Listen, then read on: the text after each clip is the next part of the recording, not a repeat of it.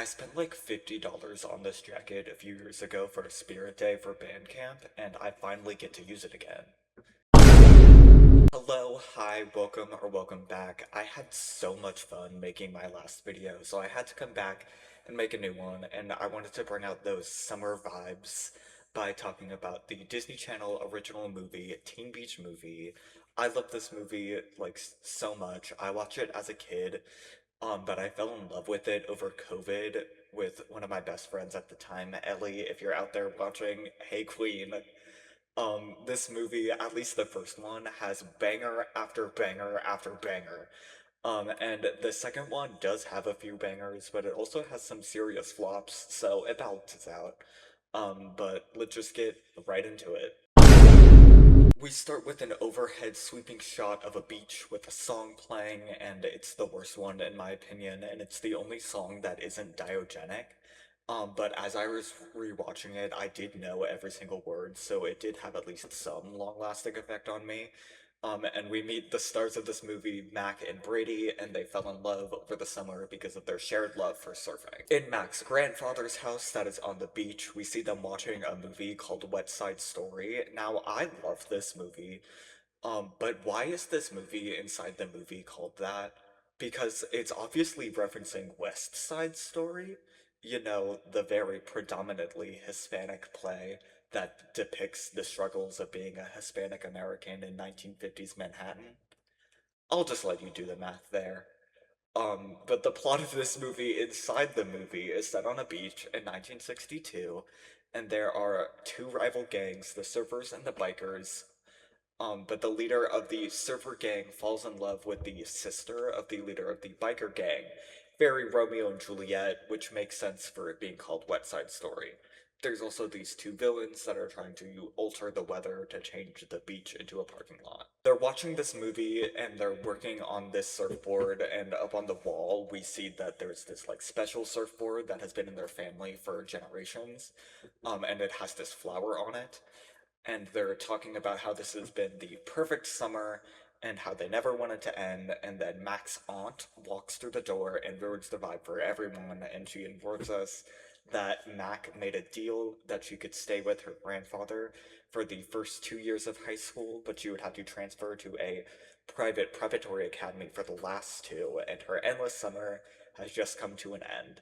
She also informs her niece that they are leaving tomorrow, which sucks for Mac because tomorrow there are supposed to be 40-foot waves, which only happens once every 30 years, and Brady is pissed that Mac has been keeping this secret from him, even though she's been trying to find a way to tell him, and the reason she's doing this is because when Mac's mom died, she wanted her daughter to accomplish great things. So this is her mom's dying wish.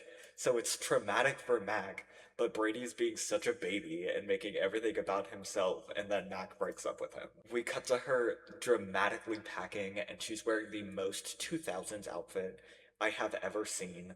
Like, what is that scarf? And then the next day, Mac goes out in the morning to surf the 40-foot waves with the special board. Brady also goes to watch her surf, but the waves then start to get extremely dangerous, and Mac doesn't listen to the lifeguard, and then Brady goes in on a jet ski to save her. I don't think he should do that. Is he lifeguard certified? But somehow, with the magic of the surfboard, they are transported into the world of the movie. And the musical number that is going on is called Surf Crazy, and it eats certified banger. Surf, surf, surf, surf crazy, surf, surf, surf crazy, ride the perfect wave, say hi to the sky. Hi, hi, hi, hi. I'm gonna be doing a lot of singing in this video, and I'm not gonna apologize. In this song, we meet some of the surfers, and the main one, Tanner, who is played by Garrett Clayton, who is gay. But he is so fine. I had such a huge crush on him as a kid, and low-key I still do now. But he is such a himbo. There are zero thoughts behind those pretty eyes of his. Also, there is a terrible green screen in this song. This is a reoccurring thing throughout these movies. All the green screens are so bad. And so Brady is living the dream because this is his favorite movie, but Mac is just focused on trying to get home. After the musical number, they go into Big Mama's, this restaurant on the beach, but then the bikers called the Rodents show up and their leader, Butchie, starts a surf and turf war, and we get the best song of this movie, Cruisin' for a Bruisin', and yes, I know the dance. You don't stop the music, we ride fast like a boat. And we do anything we want, anytime we want, oh yeah, oh yeah. We just ride all day, we're not gonna live. Me too, Brady, me too. Sorry, I had to do a quick eat. After that queen out, Mac and Brady have the thought that if they want to get home, they have to finish the movie because there's a big storm at the end of it. But then they get transported to a shindig at Big Mama's with the power of movie magic. And at said shindig, the sleepers and the bikers are there, and Layla, who is Butchie's sister, starts singing her song Falling For You, and she does eat down. 'Cause now I'm falling for you, falling for you. This is the part of the movie where Layla and Tanner are supposed to meet. She's supposed to fall off the stage into his arms, but Mac and Brady got into this argument, causing her to storm off where she bumps into Tanner, and then Brady saves Layla from falling off the stage. This is like an episode of Wife Swap. So, when she falls off the stage, she continues to sing, but she's still singing at the same volume as when she was singing into the microphone, so she's just screaming into this man's face. So the two movie characters fall instantly in love with their respective people, which isn't good because they need to be in love with each other for the plot of this movie to go along. After the shindig, we see Mac's rash guard that she was wearing earlier disappears, so if they don't leave in time, they will disappear too. Ruh-roh raggy. They then go to this lighthouse and we meet the two villains of this movie, and they're so camp, and also Bertram. As I said earlier, they're creating this machine to alter the weather to take the waves away so that they can turn the beach into a parking lot, and this is bad because they up the plot of the movie. And so now they gotta get Tanner and Layla to fall in love so that they can take down these two guys to get home. They then go back to Big Mama's to try and get their respective partners to stop being in love with them, but it doesn't work, and we get this song called Meant to Be. And it does slay. It's not my favorite one, but there are several renditions of this song later, and I do think this one is the best, so there's that. After that song, Mac and Layla go have a sleepover with the other biker girls while Brady and Tanner have a hangout at Big Mama's with the surfer boys. Guys, they're having a sleepover together. Can we also get some commotion for this set? It is so good. So Layla is telling her friends that she's going to wear this gorgeous blue dress for her date with Brady, and Mac is like, you shouldn't dictate what you wear for boys, and she ate with that. Over at the boy party, there's an Angry Birds reference, and Brady is telling Tanner that he should get with Layla, and Tanner is like, why have one woman when you can have them all? No, Tanner, no!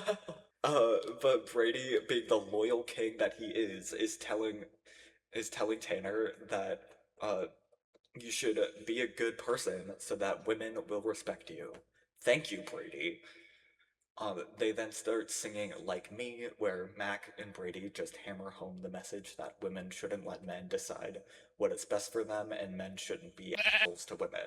Slay, no doubts. The next day, Mac and Tanner are surfing together with another terrible green screen, and then that night, Layla and Mac are having a sleepover, just the two of them, and they are so in love. Layla gives Mac this necklace that means best friends forever, and it has this flower that is the same one that is the one as Mac's board. And Layla tells Mac that she thinks she can tell her anything, and they are just so in love. Also, the thing that Layla wanted to tell Mac is that she wants to surf. The next day, we see an awful CGI shot of the lighthouse, and the villains zap away the waves, and Mac and Brady then divert Layla and Tanner away from them, and they go to try and investigate the lighthouse, but Mac falls into the water, and when she gets out, her hair isn't wet, and then she randomly bursts into song, and we get Can't Stop Singing. The song does eat. They also tap dance in this song. Like, these actors are so talented. But after that song, the villains then capture them and they take them back to their hideout. Back to Tanner and Layla, they are talking to each other, and Layla tells Tanner that she wants to surf and that bikers and surfers shouldn't fight. And then they fall in love and they sing Meant to Be again. And then Layla falls off the rock into Tanner's arms, you know, how it's supposed to be.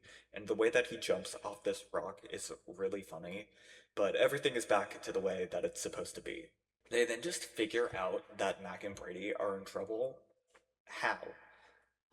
But then they get the bikers and the Swifers, and they stop fighting, and Butchie cries, and I think that he and Tanner should kiss.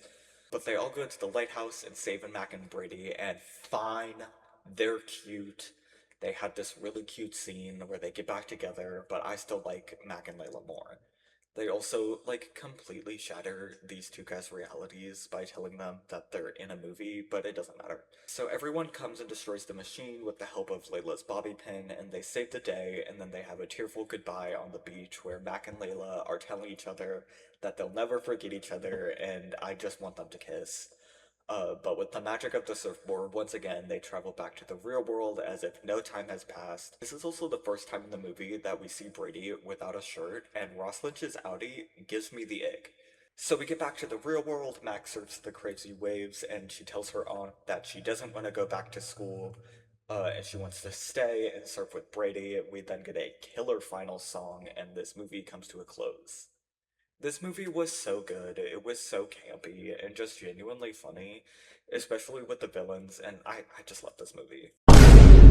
This movie truly doesn't need to exist, but Disney loves its sequels, and so we have Teen Beach 2. We open up with Brady doing such a romantic act. He's setting up a cute as hell date, where he and Mac first met 3 months ago. He set up a projector to watch Wet Side Story, and he got her sunglasses, and he's just actually so good for her. We then get an opening number called Best Summer Ever, and it's definitely one of the best songs in this movie. You had the best summer ever. Cruising waves, surfing shades, the best summer ever. Rocking every night and day like shakes and fries, wet and dry. It all adds up to feel like the best summer ever. Best summer ever. They also go out on the water with another terrible green screen. Some things never change. But Mac's necklace that she got from Layla in the last movie falls off into the ocean. It's now the first day of school, and we see Brady getting ready, and Mac is setting up a Save the Beach dance that weekend. We also meet some of Mac and Brady's other friends, and we see that the boys are gross and stinky, while the girls are smart and preppy. In their science class, even though it is the first day of school, they are doing a lab, and this girl trips and falls, breaking a whole bunch of beakers. One, is she okay? Two, get a teacher. Rule one of lab safety. I mean, I guess they haven't gone over that yet, because they're doing a lab on the first day. We also meet this dude Spencer, who is only here for Brady to be jealous of. In this scene alone, neither of their hair is tied back, they shouldn't be wearing jewelry, they should be wearing gloves. I feel like they should have lab coats. I'll give them some points because they have goggles, but they're using bacteria, so I feel like they should have masks too. Also, Brady was in flip-flops earlier. No one here has proper PPE. And Brady's friend just mixes two random chemicals together and creates an explosion that's just elephant toothpaste. Uh, but then he starts playing with it. One, don't mix random chemicals together. Two, don't touch it because it should be extremely hot. And three, get a teacher. One of the conflicts of this movie is Brady is struggling to look for colleges, but shouldn't he be looking for like surfing or swimming scholarships? He also lied earlier saying that he's gonna start a surfing club, but if he actually follows through on that, it would look good on a college resume. And we also see that he's working on creating a surfboard that can surf on its own with no waves. So this man is smart and knows engineering. So I don't think he should be that worried about college. He might want to try and keep his grades up, but he'll be fine. We then cut to Wet Side Story, and Tanner is gonna go off on this quest, and he's telling Layla that she can't go with him because girls can't go. What the fuck? I thought we ended sexism in the last movie. Anyway, back in the real world, Brady overslept, missing a college fair that Mac wanted him to go to. So he's frantically getting ready, and he shows up right when it ends, standing in the rain, and he sees Mac with Spencer, and Mac and Brady start fighting, and, like, I'm on Brady's side, but he needs to communicate with his girlfriend better. And then they break up again. What the hell? He then sings On My Own, and we see him producing his own music, and, like, he shouldn't be worried about college. I don't know, though. I never went to college. Anyway, back in Movie Land, Layla can't really take it anymore, and she misses Mac. The necklace then just washes up there on the shore, and then Layla and Tanner just walk into the ocean with the necklace, and then they just magically show up in the real world. She also keeps saying Jeepers. Could they not find any other 60s word for her to say? I mean, they do, but it's just golly. Girl, what phone is that? This is 2015. So random song just happens in the real world? I don't think that's how that works. This song is also not a banger, certified flop. And when Mac and Brady see Layla and Tanner, they just start acting as if nothing has happened between them. Layla then goes with Mac back to her house and she's trying on some of her clothes, which is very sweet and gay. But my question is, why does Mac have all these clothes? Back in Movie World, everyone doesn't know what to do without Layla and Tanner, so Butchie is like, what do we normally do? We sing. So he makes Chi Chi sing Falling for You, and she eats down. This was such a good rendition, and her hair is a solid structure. Like, we see her run into someone, and he's like holding her back, and not a single hair moved. We also see her fall into the drum set, which did mess up her hair, but then it magically goes back to normal. Diva. But bad news, someone disappears?